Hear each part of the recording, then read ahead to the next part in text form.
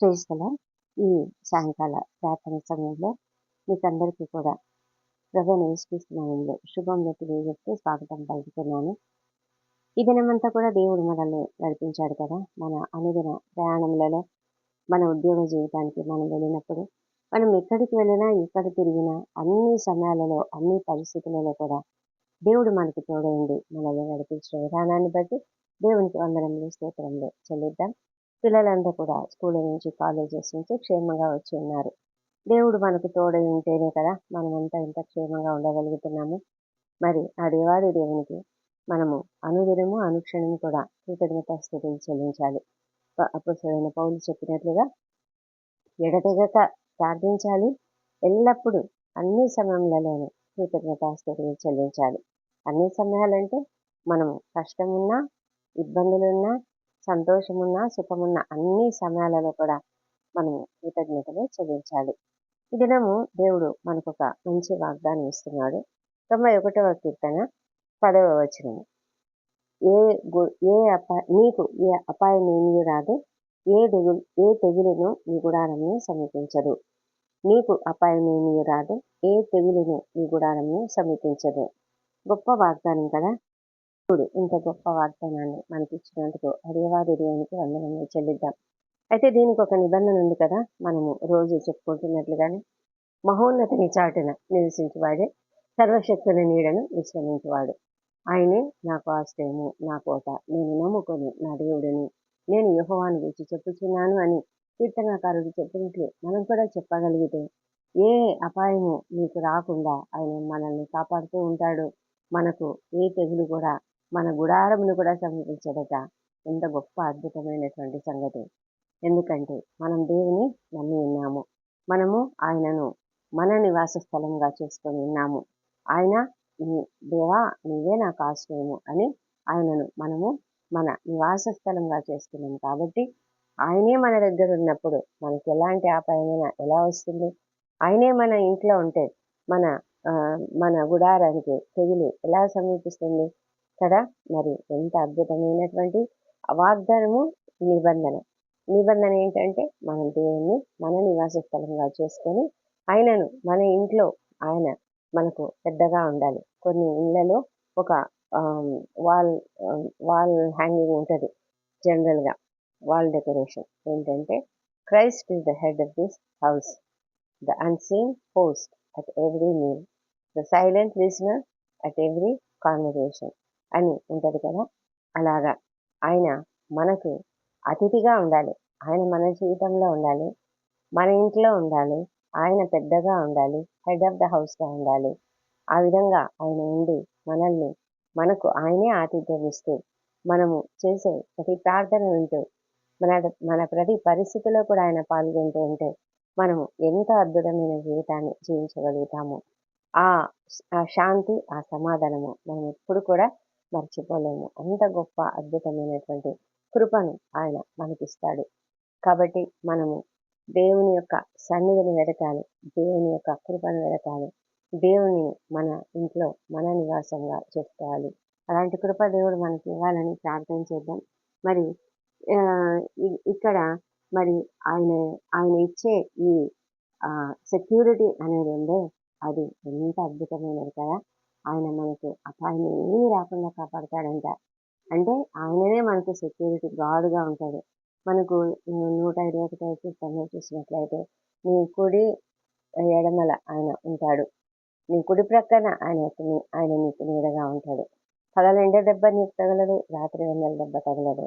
మరి ఆయన కొరకక నిద్రపోక నేను కాపాడే దేవుడు, నిరంతరము నీ రాకపోకలను కాపాడే దేవుడు, ఆయన నీ ప్రాణమును కాపాడే దేవుడు అని రాయబడింది. అలాంటి గొప్ప అద్భుతమైనటువంటి వాగ్దానములు ఎన్నో మనకి ఇవ్వబడ్డాయి. అయితే అవన్నీ మనం సొంతం చేసుకోవాలి కదా. ఈ వాగ్దానాలన్నిటిని మనం స్వతంత్రించుకోవాలంటే మనం దేవునితో ఎక్కువ సంబంధం కలిగి ఉండి, దేవుని వాక్యం ఎక్కువగా చదువుతూ ఉంటే మనకు దేవుడు ఎంతగానో ఒక గొప్ప సమాధానంగా ఉంటాడు. ఆయన మనకు సెక్యూరిటీగా ఉంటూ మనల్ని కాపాడుతూ ఉంటాడు. ఈ కీర్తన అంతట్లో కూడా మనం చూడవలసింది, మనము ఆయన పైన విశ్వాసము, నమ్మకము. ఆ నమ్మకము, విశ్వాసం లేకపోతే మాత్రం మనము ఏమీ కూడా ఎక్స్‌పెక్ట్ చేయలేము. ఏమి కూడా అసలు ఎక్స్‌పెక్ట్ చేయాల్సిన అవసరం లేదు. ఎందుకంటే దేవుని పైన విశ్వాసం లేకపోతే మనం ఏం చేయలేము కదా!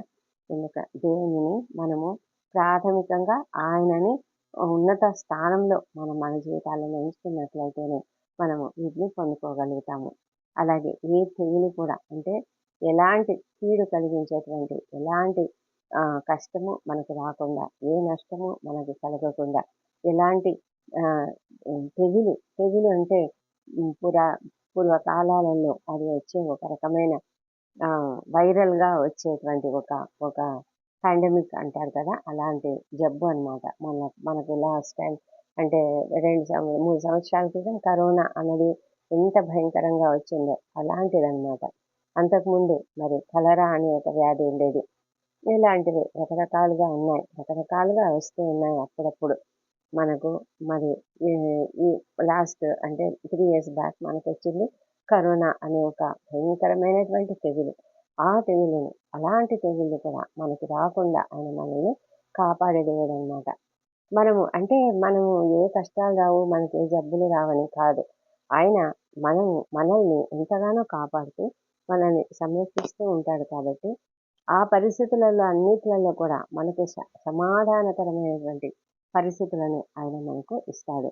నష్టపోకుండా మనము భయంకరమైన వేదన పడకుండా మనల్ని మరి తన యొక్క అధీనంలో ఉంచుకొని ఒక సమాధానము, శాంతిని కలిగించేలాగా ఆయన మనకు చేస్తాడు. గుడారము అంటే ఖచ్చితంగా ఒక ఇల్లు అనే అనుకోవాలి మనం. ఎందుకంటే మరి పాత నిబంధన కాలంలో ఇశ్రాయేలీయులంతా కూడా ఆ ప్రయాణంలో వారి యాత్ర అంతట్లో కూడా గుడారాలలో నివసించారు. ఆ సమయంలో దేవుడు ఎంతగానో వాళ్ళను కాపాడాడు. ఆ సమయంలో ఎలాంటి తెగులు రాకుండా వాళ్ళని కాపాడాడు కదా! కాబట్టి ఆ విధమైనటువంటి ఏ తెగులు నీ గుడారాన్ని సమీపించదంటే నువ్వున్న ఇంటిని సమీపించదు. ఎందుకంటే ఆయన నీతో ఉన్నాడు కాబట్టి నిన్ను అది తాకదు అని మరి ఇక్కడ కీర్తనలో వాగ్దానంగా ఇవ్వబడింది మనకు. అందుకని మనము ఆ సర్వోన్నతుడైన దేవుని మనము మన ఇంటిలో ఆయనను మన నివాస స్థలంగా చేసుకున్నాం. ఆయనను మన నివాస స్థలంగా చేసుకోవాలంటే ఆయన మన ఇంట్లో ఉండాలి. ఆయనకు మనము ప్రాముఖ్యమైన స్థానం ఇచ్చి స్థుతుల సింహాసనం వేసి ఆయనను కూర్చోబెట్టాలి. ఆ విధంగా మనము మరి గొప్ప అద్భుతమైనటువంటి రక్షణను, క్షేమమును, భద్రతను పొందుకోగలం. మరి రాత్రి ఈ వాక్యంను ధ్యానించుకుంటూ మనము ప్రార్థనలోకి వెళ్దాం. పరిశుద్ధమైన దేవ, సర్వశక్తిమంతుడా నీకు వందనములు, నీకు స్తోత్రం నాయన. అద్భుతకరుడా, ఆశ్చర్యకరుడా నీకు వందనాలు. మా తండ్రి దేవ, నువ్వు మాకు చేస్తున్నటువంటి ప్రతి మేలును బట్టి నీకు వేల స్తోత్రం చెల్లించుకుంటున్నాము.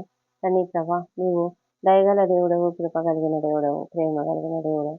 కనుకనే తండ్రి మమ్మల్ని అనుదినం అనుక్షణం కాపాడుతూ వస్తున్నాం. మా ఉద్యోగ జీవితాలలో ఉద్యోగరీత్యా మేము ఎక్కడికి తిరిగినా, ఎక్కడ పని చేస్తున్నా, ఏం చేస్తున్నా తండ్రి మీరు మాకు తోడుగా ఉంటున్నారు. మా మాటలు, తలంపులు, క్రియలు సమస్తము మీరు పర్యవేక్షిస్తున్నారు. మేము మిమ్మల్ని మా అతిథిగా, మా హోస్ట్గా చేస్తున్నాం. మాకు ఆతిథ్యం ఇచ్చే గొప్ప వ్యక్తిగా, మా ఇంటిలో ఉన్నటువంటి గొప్ప వ్యక్తిగా, హెడ్ ఆఫ్ ద హౌస్గా పెట్టుకున్నాం కనుక తండ్రి మీరు మమ్మల్ని ఆ విధంగా నడిపిస్తున్నారు. లేదా నిజ స్తోత్రం చెల్లించుకుంటున్నాం తండ్రి. ప్రభా, క్షేమమును భద్రతను మాకు ఇస్తున్నారు. పిల్లల్ని చక్కగా స్కూల్ నుంచి కాలేజెస్ నుంచి తీసుకొస్తున్నారు నాయన. ప్రభా, జయప్రదంగా ఈ దినం మమ్మల్ని నడిపించుకునే వందనాలు. మా తండ్రి దేవా, మరి మాకు మా అపరాధములను క్షమించండి. ఇతరులు మాదిరిగా చేసిన అపరాధములను మేము కూడా క్షమిస్తున్నాము. మా ప్రభా తండ్రి, మరి మా జీవితాలలో మీరు చేసిన ప్రతి మేలుని కూడా జ్ఞాపకం చేసుకుంటున్నాం. మంచి చక్కటి కుటుంబ జీవితం ఇచ్చినందుకు నీకు వందనములు. అవును ప్రభా, మా గుడారం నీ గుడారంగా ఉంటూ నాయన మా ఇంట్లో మరి మీరే ఉన్నందుకు నీకు వందనాలు, స్తోత్రం చెల్లించుకుంటున్నాము. ప్రభా, నిన్ను స్తుతించే విధంగా ప్రార్థనలు నిత్యము ప్రార్థనలు జరిగిస్తూ తండ్రి నన్ను నీ యొక్క వాక్యంను ధ్యానించుకుంటూ చక్కగా గడుపుతున్నందుకు నీకు వందనాలు చెల్లించుకుంటున్నాను తండ్రి. ప్రభా, ఈ దినము ఏ ఇంట్లో అయితేనైనా చక్కగా మరి నూతన ఉద్యోగాలు పొందుతున్నారు. మా ప్రభా, ఏ ఇంట్లో అయితే మరి వివాహంలో స్థిరపరచబడ్డాయో వారందరిని బట్టి నీకు ఎలాగో స్తోత్రం చెల్లించుకుంటున్నాను ప్రభా. మరి సంతానం కలిగినట్లుగా మరి కన్ఫర్మేషన్ కలిగినందుకు కూడా నీకు వందనాలు చెల్లించుకుంటున్నాము. మా తండ్రి దేవా, వారందరూ కూడా అందరూ కృతజ్ఞతాస్తుతులు చెల్లిస్తూ నిన్ను స్తుతిస్తుండగా నీకు వందనాలు. మా ప్రభా, ఏ కుటుంబంలో అయితే ఇంకా ఉద్యోగాలు రాలేదని, ఇంకా వివాహం కుదరలేదని బాధపడుతూ, దిగులు పడుతూ ఉన్నారో వారిని మీరు దర్శించండి ప్రభా. వాళ్ళ పట్ల మీరు అద్భుతమైన ప్రణాళిక కలిగి ఉన్నారు కనుక, ప్రతి దానికి కూడా ఒక సమయం కలదు కనుక, ప్రతి వారికి కూడా ఒక సమయంలో, తగిన సమయంలో మీరు సమస్తం చేస్తారని మేము నమ్ముతూ, విశ్వాసంతో మీకు స్తోత్రములు చెల్లించుకుంటున్నాము. ప్రతి ఒక్కరూ నిరీక్షణతో కనిపెట్టి ఉండడానికి సహాయం చేయమని ప్రార్థిస్తున్నాం కదా. మా తండ్రి దేవ, ఎవరైతే ఈ దినము మరి అకస్మాత్తుగా ఆ, ప్రమాదాలకు గురయ్యారో, లేకపోతే అనారోగ్యానికి గురయ్యారో వాళ్ళందరినీ బట్టి మీ సన్నిధిలో మొరపెట్టుకుంటున్నాము. వారికి అందరికీ తగిన ట్రీట్మెంట్ అనుగ్రహించి క్షేమంగా వారు బయటపడినట్లుగా కృప చూపించాలని వేడుకొంచున్నాము. అదేవిధంగా ప్రభా, ఎంతో మందినైనా మరి అనారోగ్యంతో బాధపడుతూ హాస్పిటల్స్లో ఉన్నారు. వాళ్ళని బట్టి మీ సన్నిధిలో మొరపెట్టుకుంటున్నాము. తండ్రి ప్రభా, వారికి స్వస్థత శీఘ్రంగా అనుగ్రహించండి. ఎంతమందినైనా క్రిటికల్ కండిషన్స్లో ఉన్నారు, ఐసీయూలో ఉన్నారు ప్రభా. కుటుంబ సభ్యులు ఎంతగానో ఆందోళన చెందుతూ ఉన్నారు ప్రభానైనా, అనేక విధాలుగా కష్టపడుతూ ఉన్నారు ప్రభా. వారికి ఎంతో మరి ఆ, మరి ఇబ్బంది ఉన్నది మా ప్రభా తండ్రి. మరి ఆర్థిక ఇబ్బందులు ఉన్నాయి తండ్రి. వీటన్నిటిలోనైనా మీరు దయవించి వాళ్ళని మరి కాపాడి త్వరగా ట్రీట్మెంట్, త్వరగా నాయన ప్రభా స్వస్థత అనుగ్రహించి క్షేమంగా వారి ఇంటికి చేరినట్లుగా సహాయం చేయమని ప్రార్థిస్తున్నాం ప్రభా. ఆ కుటుంబాన్ని అంతా కూడా మీరు ఆదరించమని ప్రార్థిస్తున్నాం తండ్రి.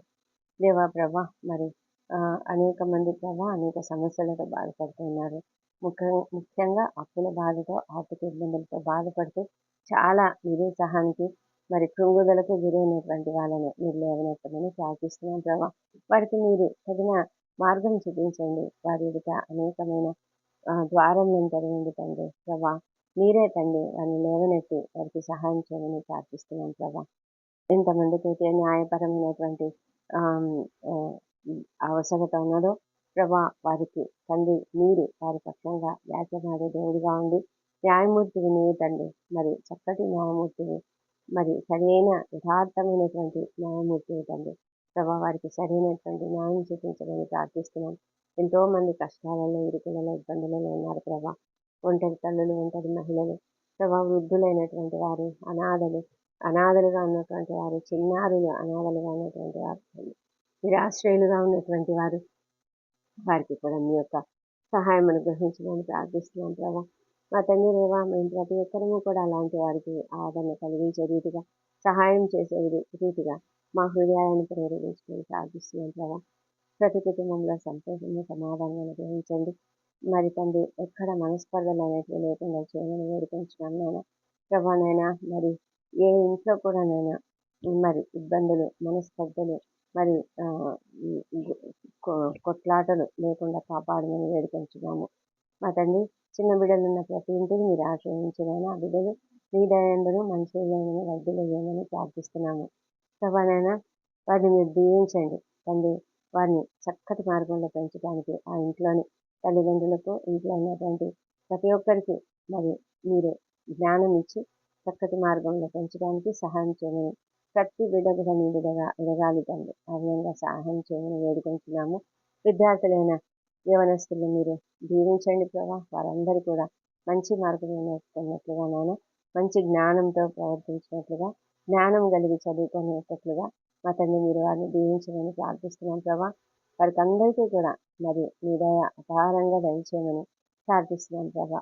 సంతోషము, సమాధానము మరి దయచేయండి. ముఖ్యంగా ఎలాంటి సాతాను శక్తులకు లొంగిపోకుండానైనా వాళ్ళని మీరు కాపాడమని, మీ పరిశుద్ధ రక్తపు కంచె వారి చుట్టూ వేయమని ప్రార్థిస్తున్నాం ప్రభా.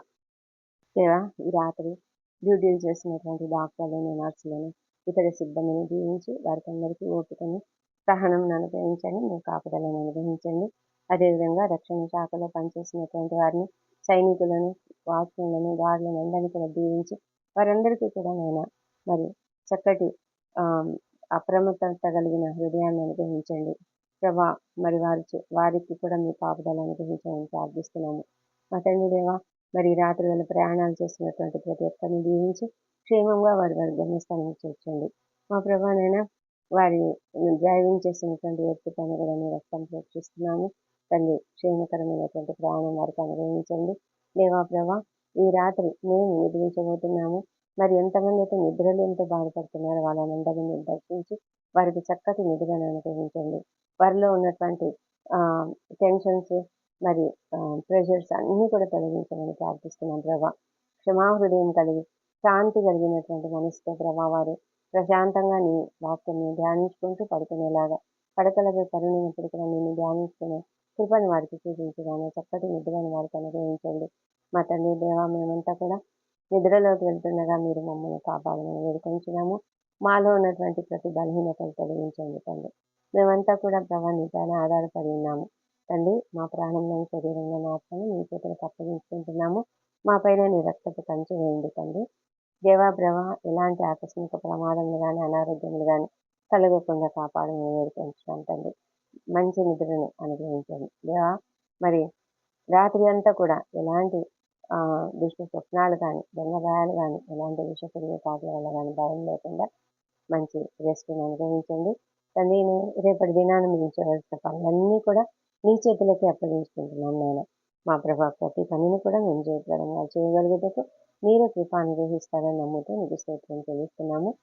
ఇదే కాలంలో సజీవంగా ఆరోగ్యంగా లేచి నిన్ను స్థుతించి ఆ తర్వాత మా పనులకు మేము లాంటి కృప దయచేయమని మా ప్రభువును మా ప్రియ రక్షకుడైన యేసుక్రీస్తు అత్యంత శక్తిగల ఉన్నతమైన నామంలో అడిగి పొంది ఉన్నామని నమ్ముతూ నీకు స్తోత్రం చెల్లిస్తున్నాం తండ్రి. Amen, amen.